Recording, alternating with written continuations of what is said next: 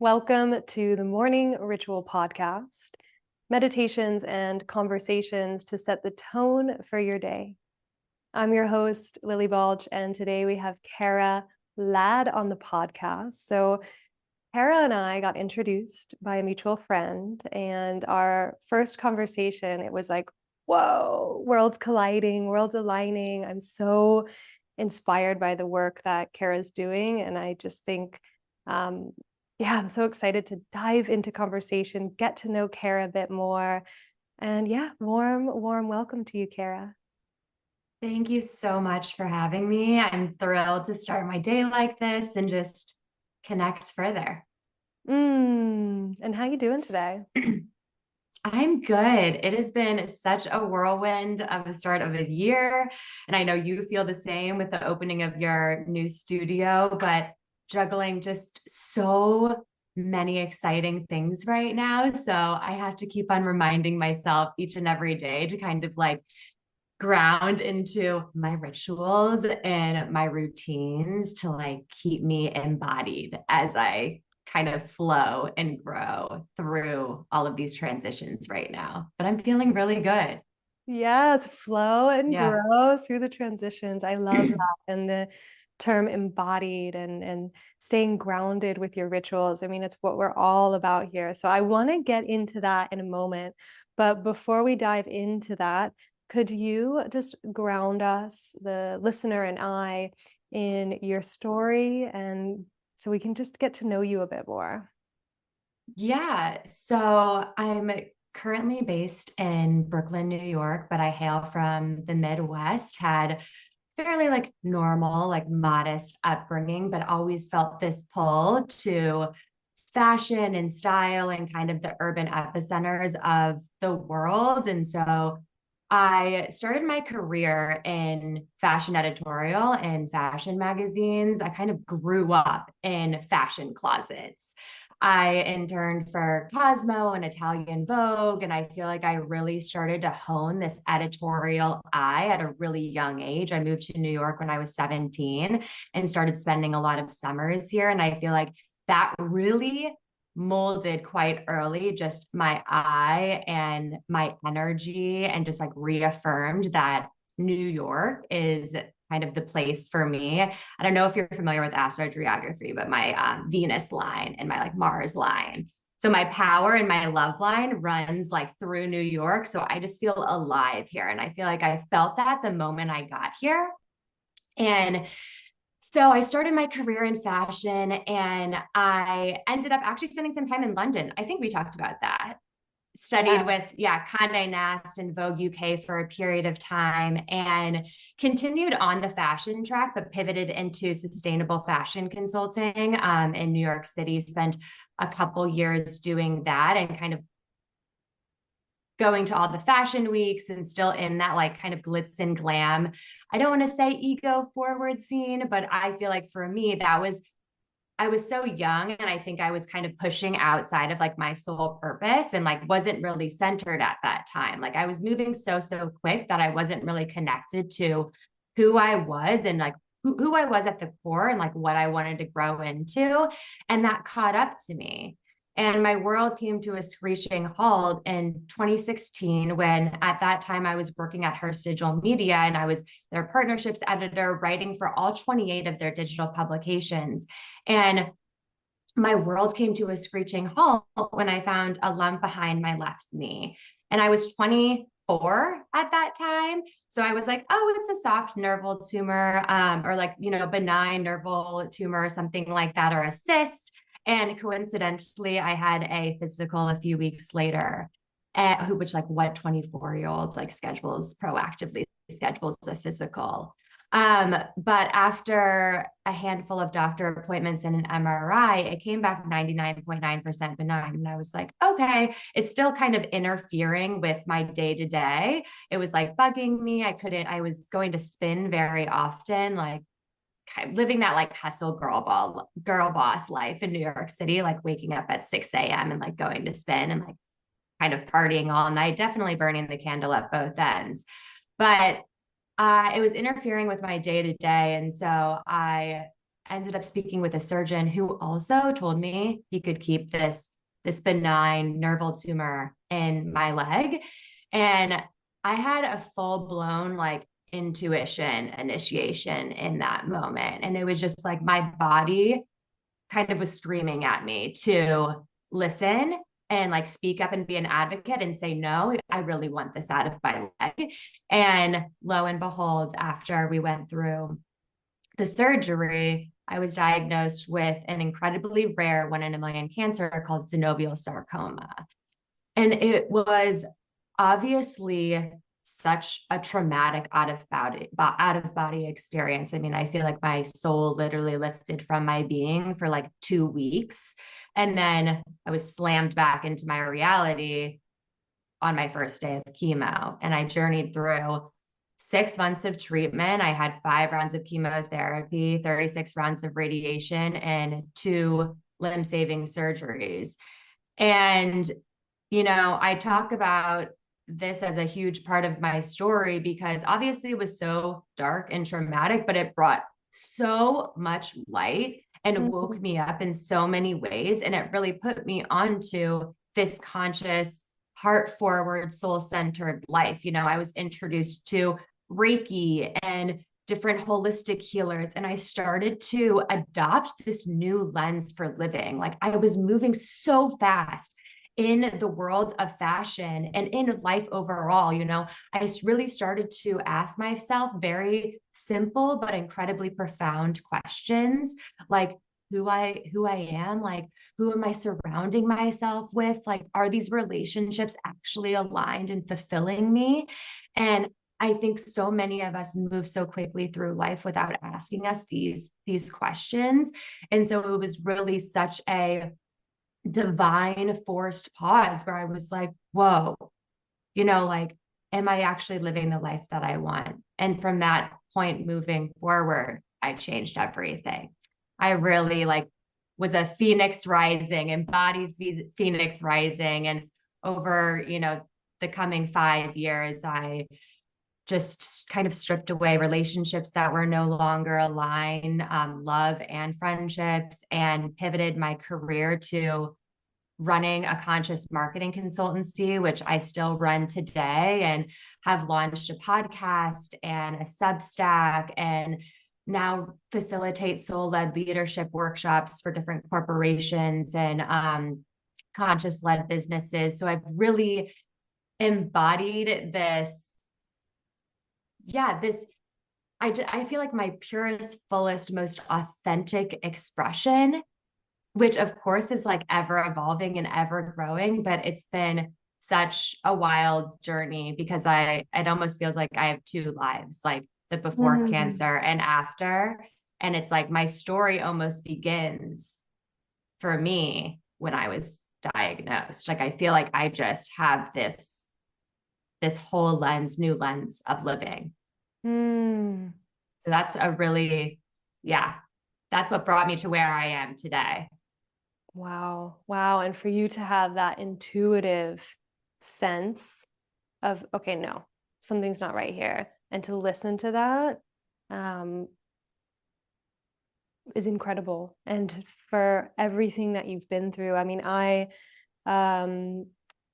as you mentioned, well, we're streaming from the yoga studio. I opened up the studio a week ago and I've been taking all the classes from all the teachers, and I'm so potentially yoga brained right now. But earlier, just before this call, I took a yoga practice, and the teacher, her name is Ashka, she's all about embodiment and uses the yoga practice to explore what embodiment is. And afterwards, there was a woman who just got her teacher training certification. And she asked us, like, what makes a good teacher, or a great teacher versus a good teacher? Like, what's the difference when it comes to, we're talking like yoga teaching? And fast forward, I wish we could replay the whole conversation, but we don't have time, to this term embodiment. And that when a teacher is really embodying what they're saying, it comes across as authentic, clear, really present. And we got into this conversation of what is the process of embodiment? And there's sort of a 3-step process. And the first is like, as we grow up and we're learned and conditioned what is right, what is wrong.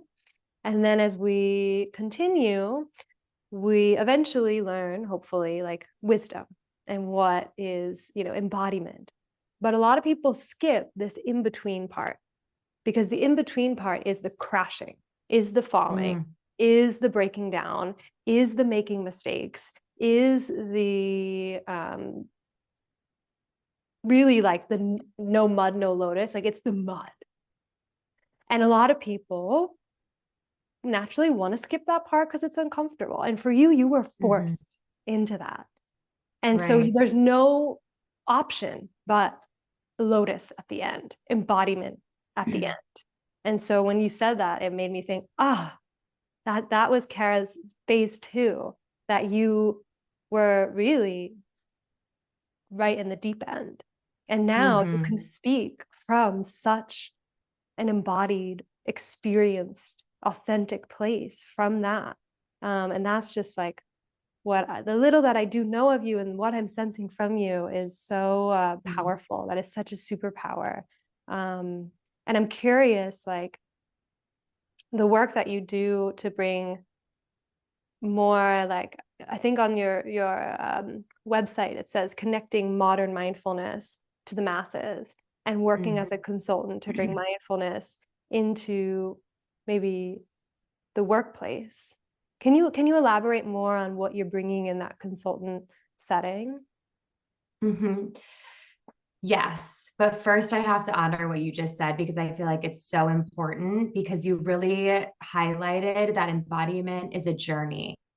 And I think right now, excuse me, right now, well, there's so much medicine in the messiness, and you're saying so many people forego or bypass that. And I think that's really important to highlight, because I feel like spiritual escapism is kind of at the core, not kind of, it is at the core of my work right now, because I'm witnessing so many people over the past 5 years really escaping their bodies and tethering to these rituals, to these routines, to these healers, to these masters, and really not tuning into their power within.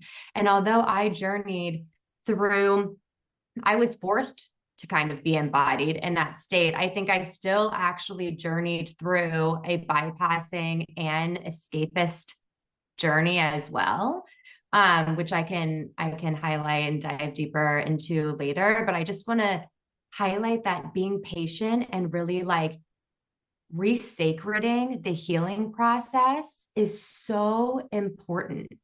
Like there is no rush. And when you really slow down and move through your life with intention and connect wholeheartedly with the work that you're putting out into your world, into the world, to your routines, to your practice, that is where true healing and true growth and embodiment is found.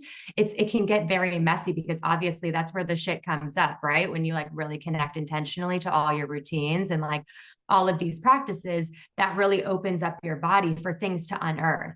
But I feel like a lot of people are tethered to the transcendence right now. And so I think it's really important to just highlight, to honor each and every stage of the journey. And if you're in the thick of it, if you're in the mud, feel it and be in it, and know that that phase is temporary and you're going to get through it and you're going to get to the other side. But don't just try to bypass it and with like affirmations and through toxic positivity. Yeah, you got to feel to heal, be in it, slow it down. Amen. And to your point, not rush. And Yes. that's been my biggest learning in the past couple years. I'm wanting to rush through things just out of excitement and sometimes out of fear.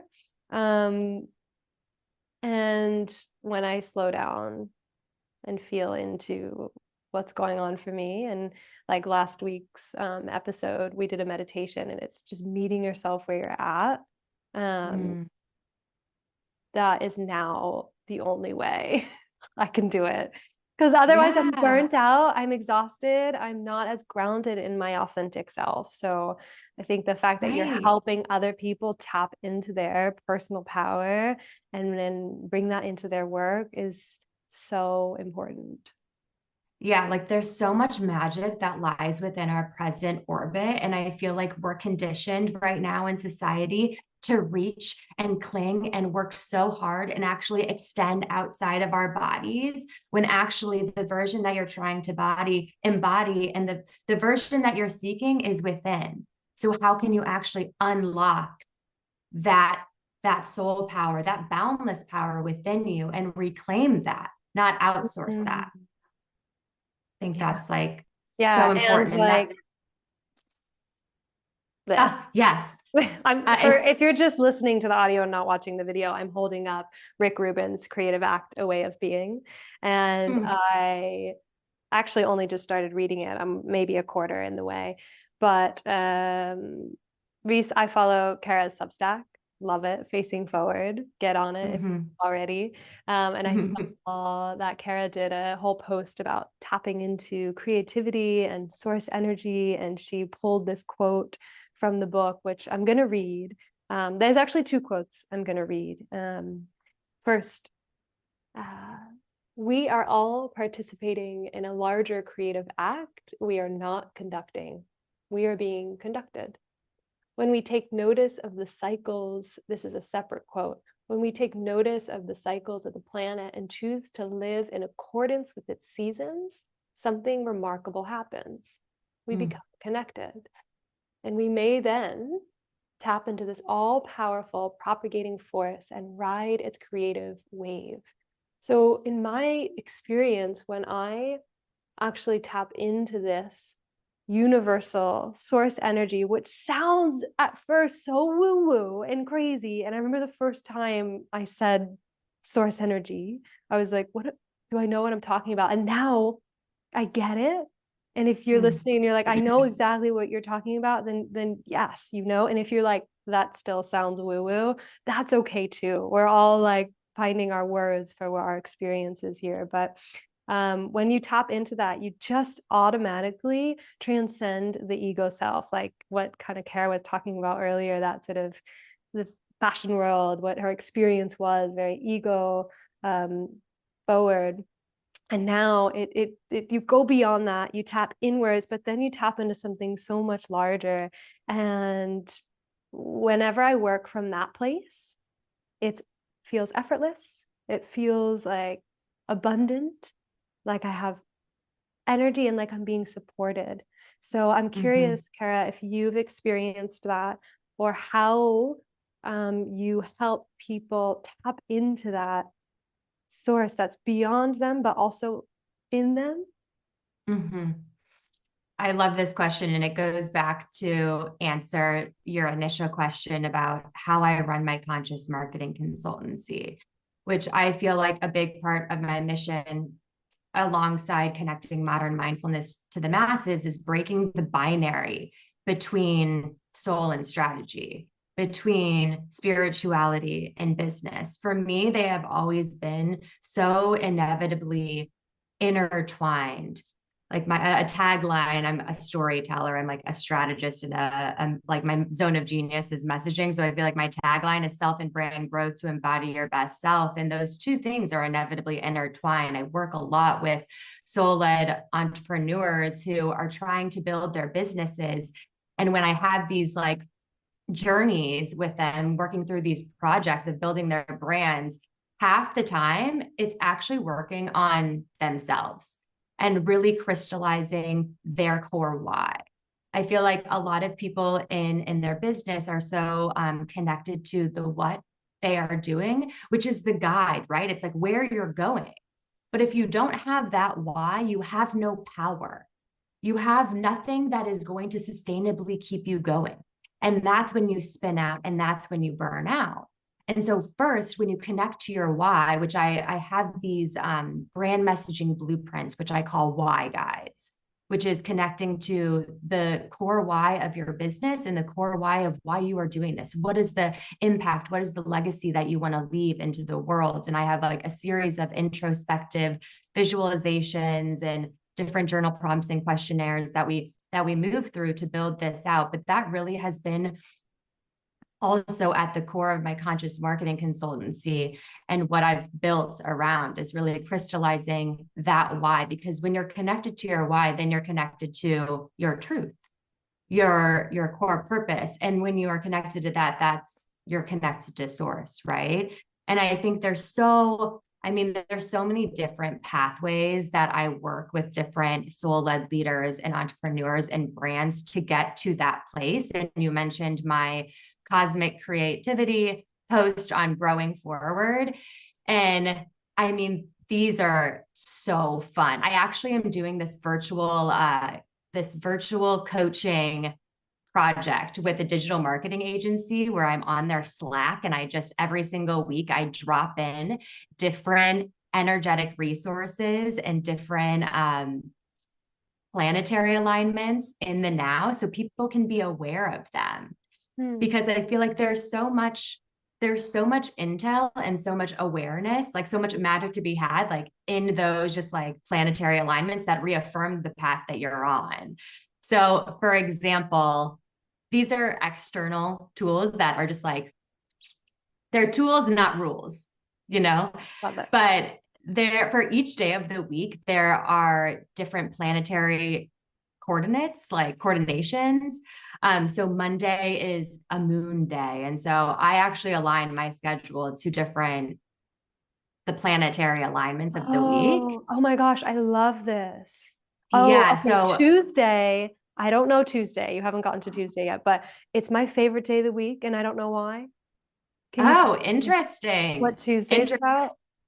Yeah. So, well, we can go through. Let me actually pull up one moment. Let me actually pull up my cosmic creativity post real quick. So I Oh, because I can. love working with the cycles, my personal cycle, my menstrual cycle, the cycles, the seasons. So if I could get the cycle of the week, Yes. So Monday is your moon day. And it's so interesting because before I actually was aligning my days with these planetary alignments, I was actually already fully aligned. Like Monday was my admin day, my legal day. Mars is Tuesday. So it's your power day. So that's probably when you're just tuning into your flow, honestly, and what is really igniting your power overall. Wednesday is Mercury. So that's actually when that's when I work on a lot of content. That's like my writing day. Tuesday, I have client call days. So it's like when I'm more in flow with my consulting work or the retail concept that I mentioned that I'm working on. That makes perfect sense that you're just feeling like very dynamic and powerful in that moment. Wednesday, Mercury. Thursday, Jupiter. So it's like a great day for luck and expansion. I also do calls on that days. Maybe it's a great day to like sign a contract. Friday is Venus day, all about love and just like the juicy pleasures. Like everyone talks about romanticizing life. Like that is what Friday is all about, which is like what we're societally programmed to think as well, which is interesting. And that I leave that day open for miscellaneous work, tying up loose ends, but also like getting out into the world as well. Saturday is Saturn. So that's actually like a day filled with energetic like discipline and growth. So it's not really about but when you tap into that discipline and growth, that's really where you find freedom. I feel like when you commit to your routines or when you commit to even play, like that's when you can find more freedom. So that's kind of it's a different way to look at it. And then Sunday is the sun. So it's all about like self-expression and recharging. But there's so many different systems and cycles that you can tap into and just learn about. And I mean, just think about like your menstrual cycle being a woman. I think that this is like very trendy right now. But when you actually find awareness for when you're ovulating, you do feel more expansive, more energetic, more powerful. I feel like your energy is amplified in that state. I feel like my aura like takes up like a whole room when I'm like ovulating. And these are I just love like that. it's incredible, but these are all like cycles are always around us and also within us, the moon cycles. And so I feel like when you're able to tune into the natural cycles outside and within us, that's when you're living in flow with source. And you don't have to like completely convert your entire routine. That's again like outsourcing your power a little bit, right? That's actually escapism and living outside of your body, but you're really tuning in to what's working for you in the here and now. Like, I don't think just like every single self-discovery system isn't going to resonate with you. It's really about looking at all of this intel through the lens of awe and wonder and seeing what resonates with you so you integrate it and then you can easily embody it over time. So I think just Yeah. finding awareness for all of these different systems is so fascinating to me. And this is what I teach a lot in my one-on-one mentorship and my workshops. And it's something that I integrate within the brands that I build, you know, launching on new moons and staying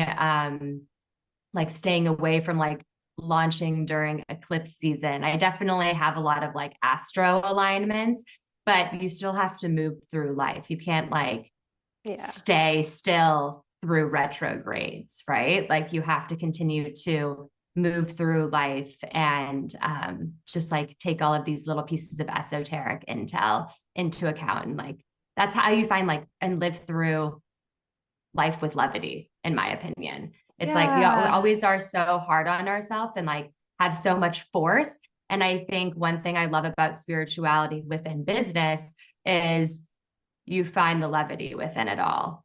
And I like what you said before, once again, like they're tools, not rules. We can try them all on for size, see what resonates. In my experience, a lot of these systems are saying the same thing in different ways. So it's yeah, and one of my really good friends, we use that. We don't say levity, but we say we hold it with lightness. And spirituality allows me like these practices, my rituals, meditation, yoga, these types of conversations bring a perspective that allows me to hold all of this with levity, with lightness. And yeah, I there was something I wanted to go back to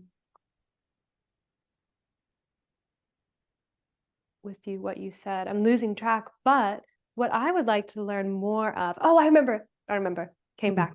So you said within your work with clients, knowing the why Mm. is such an important part of the work and really delving into that why. And I completely agree. And you've just reminded me to come back to my why. So thank you. Mm-hmm. And I'm wondering if there is like in this moment for the listeners and for myself, is there a question that you oftentimes ask your clients to ask themselves? Of course, why? But is there another question that might help tap into,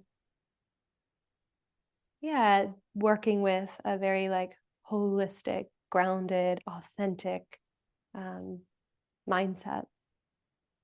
Yeah, 100%. I feel like you can get so caught up in like all of the systemization almost of like spirituality and coming back to these very, very practical and simple questions are so important.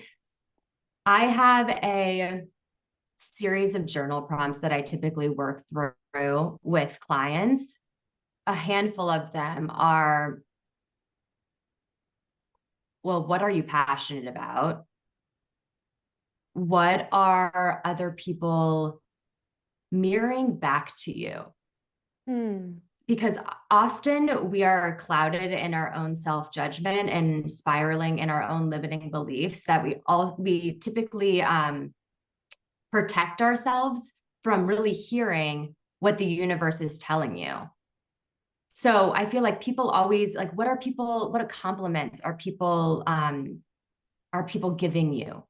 What is the universe sending your way that you're holding, arm's length, and you're like, oh, no, you're resisting, right? You're resisting it. But it's like, what is the universe trying to show you and give you? I think that is something to like really be attuned to.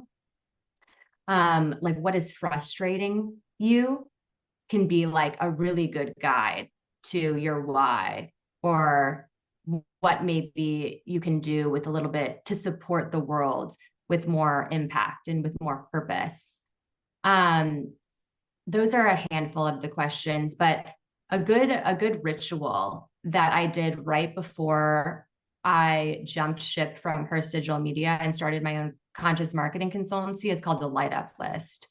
And I held this little notebook in my purse, and I would just write down each and everything that was lighting my soul on fire, whether it was a song, whether it was a conversation, whether it was a moment where I saw light hit a building in a very unique and just beautiful way.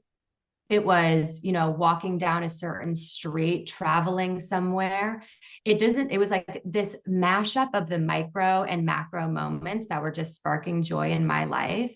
And I feel like over time, I started to gain awareness of how much I was attracted and connected to soul and spirituality, but also the intersection of spirituality and strategy. And that really laid such a solid foundation and helped me get very clear on my why moving forward. And so I feel like it's these like little practices that help us get clear that can be so powerful. The light up list, these different journal prompts. I know that was like not one question because it's like such a series of questions, but I think when you connect with what is lighting you up, you're connecting with source. Like that is like divine source at play. That's like the divine's expression within you. Like that fizzy feeling within you, that spark within you, that ignition, whether it's like literally smelling something on the street. It's these little moments of awe and wonder that put us into this state of expansion that connect us more to the world around us and connect us deeper to within. So there's so many different practices that I can run through, but those are just a handful of them. I love that practice. And it gets, yeah, your brain thinking of, even when you were just talking, I was thinking of the things that have lit me up recently. What are the things, and recognizing them and remembering them, writing them down. I love that, so that you can invite more of that into your life, more awe, more wonder, more curiosity, more joy, more light, more aliveness. Like, oh, it's so helpful. And I'm going to take that. Yeah, I feel like when people are like, what is your why? Or what is your purpose? That's a very like heavy and robust question. So how can we drill it down a little bit more and connect with more of that levity for us to understand like what actually we are gravitating towards, and I feel like those little moments can help us understand what our zone of genius is. And when you really unlock that, that's when you become so empowered and so confident, and you realize that there's really no one like you on this planet, right? It's kind of like you're moving through life with blinders to a certain extent, and you're really like tuning into your own subtle body and the world around you. I think that's like having blinders has been like one of the most important little tips that I've received over the years. And so can I ask that hard-hitting question for you? What is your why? I mean, my why is to awaken the world. I want people to connect with that awe and that wonder through each and everything that we do. Spirituality isn't always found on a meditation cushion or at an ayahuasca retreat or, in a yoga studio, although these are very beautiful conduits and catalysts for that. My work my mission is to connect modern mindfulness. My why is to awaken the world. But by connecting mindfulness and spirituality to sipping a cup of coffee, to a walk outside, to a conversation that you're having with a friend, it's interwoven within the tapestry of our life. Like that is what I want to help people understand and embody.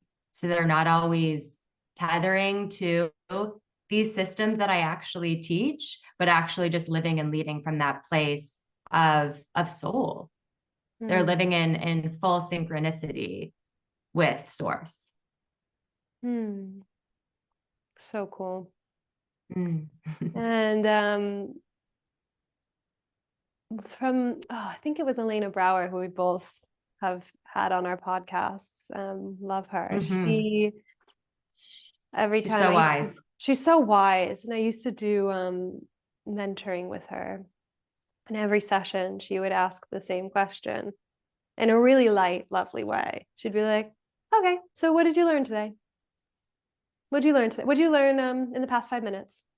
What did you learn? And she's like, if you ask yourself that question, what did I learn today? Or what am I learning? If you get in the habit of asking yourself that question, a lot can come from it. And Stay there's curious. Stay curious. And there's a lot to learn in any moment. There's like you said, if you're just open to what the heck is the universe trying to show me? If you actually ask that, universe, what are you trying to tell me? And you actually open to it. And almost that same question, what am I meant to be learning right now? It'll be shown to you. And that's such a beautiful lesson to sit in empowered state of receiving, rather consistently reaching and consuming. It's like, how can I still be obviously driven and moving forward in my day to day, but how can I really sit and receive and approach my day to day through that lens of curiosity? Like I feel like, yeah, there's so much wisdom there. And it really reminds me of the lesson of just the forever student, being the forever student. You know, whenever I work with a teacher that thinks they are a guru and kind of like know it all, it's like kind of a fair warning for me to like probably step away.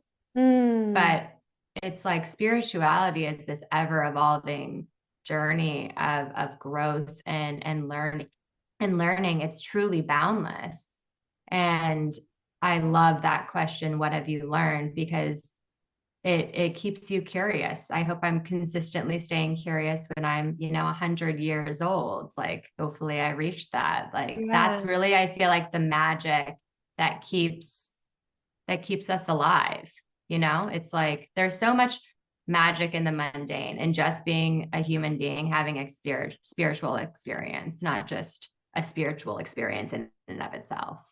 Yeah. And I think asking that question helps me like process and digest. Like to pause and ask that question helps me to actually digest what I'm learning and embody what I'm learning. Otherwise, it's taking in information and who knows what's being properly processed and digest. So I love that question. I'm going to use it more in my life. And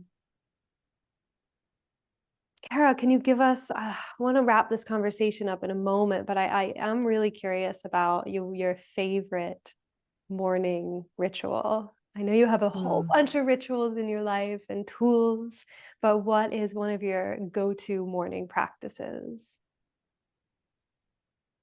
So I have a few that are my non-negotiables, but one that I've been connecting to really intentionally right now. I was going to say my wonder walk, but that can be for another conversation just because we've been talking so much about awe and wonder. But in order to really integrate and embody, since that's been a theme throughout this conversation as well, it's journaling with intention.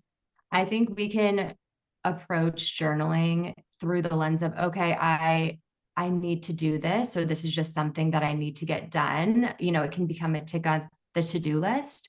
And I really felt my inner landscape shift and me connect more when I started to really truly connect to the present moment. And when I put a pen to paper, like, what am I truly wholly grateful for right now? What am I really looking forward to? Like, really taking like a sacred pause in that moment. I feel like for a couple years, I was really like, okay, I'm grateful for like, my coffee and the blue sky today. And, I was kind of just like running through it quickly. And I feel like once I really dropped into my body and into this present moment and really started to not only in the morning, but in the evening too, like reflect, I think just like integrating more intention into that journaling practice has shifted everything for me and has really Mm, helped me gain more awareness of just how I'm moving through the world. mm. I love that. It brings me to when I did my like first mindfulness teacher training, we learned this 10 finger gratitude practice. And the concept is that Mm, you literally hold up your hand and you hold one finger and give it a little squeeze and think about what you're grateful for as you're sensing into the feeling of your body. And then the next finger, and you go through 10 things. And there's something, they've done studies around the brain of what happens when you're actually connecting to the body as you're thinking these things. So it reminds me of yes. journaling. You're like, once again, embodied journaling. Like that is such, I've never Yes. even said that term, but it sounds like a really powerful tool. And there's also, I've just learned with neurons, we have neurons that run from the brain to the body, we have neurons that run from the body to the brain.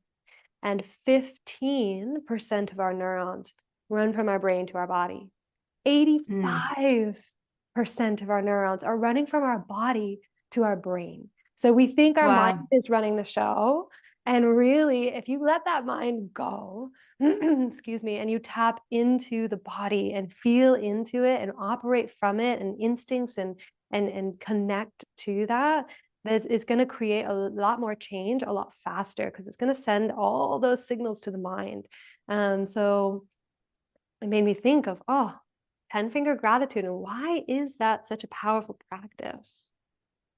Yeah, our bodies hold so much wisdom. And I think you hit the nail on the head. I mean, manifestation is such a buzzy trend right now as well, but that's really connecting to the feeling inside of you. That's like the core of manifestation is like really wholeheartedly believing and feeling into what you want to manifest and like really gauging if that's in alignment for you as well. But yeah, when you just totally hit the nail on the head, like tuning into your senses all encompassingly is like it has been massive for me in each and every ritual. I mean, you can relate that to anything. Embodied journaling, I'm gonna have to use that as well. Yes, let's use it, spread it. Kara, it's been so amazing to chat with you. And before we end our conversation, could you tell our listeners the best way to find you? Yeah, so I'm on Instagram at Kara Ladd, the same on TikTok at Kara Ladd. I have a Substack called Growing Forward for Soul Centered Self Growth. That's FWD colon. And then my new podcast, Facing Forward, FWD colon. That's a conscious lifestyle podcast. And then you can also reach me on my site at kara-ladd.com. Again, I work with soul-led leaders and I build conscious brands. Love it. And one more question before we sign off. Oh, yeah. Where did the name Facing Forward come from? That's such a great question. I feel like I have consistently moved through so many versions of self and so many states of reinvention.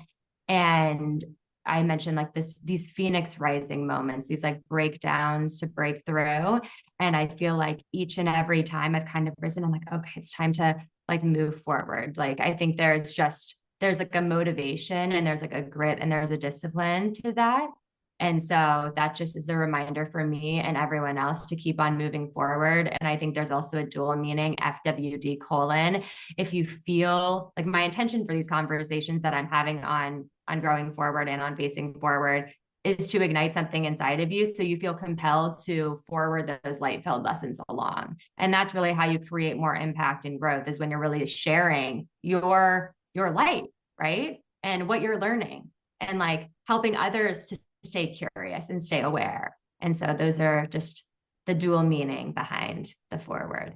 Oh, I love it. I've used with the morning ritual this phrase like inward reflection for outward connection. That we can do a lot of Mm-hmm. inward reflection, but if it's not like met with outward connection and sharing and reciprocal sort of connections, then why are we doing this? And so for you to say, yeah, it's with this work and bringing it forward into the world, super aligned in it, and I really love that. Oh, I love what you just said too. Just like everything can be a tuning fork, right? Like people, places, and things. And I think the pandemic conditioned us to like stay inside. And I think we're finally starting to break free of that silo that we created for ourselves. And that we are forced inside and like forced to understand like the magic within our household and within us. But now we're being called to really like share that magic with the world around us. And if you're feeling stuck, just getting outside, getting some like social care, there's so much awe, wonder, insight, inspiration outside when you connect with the world around you. Mm, totally. Oh my gosh, Kara, thank you so much for coming on to the show. And Thank you. you're welcome. We'll Yeah. end the episode the way that we always do, which is just with a full breath in and a cleansing breath out. And have a gorgeous day. Thank you so much, Lily, for having me. That was beautiful. You're so welcome.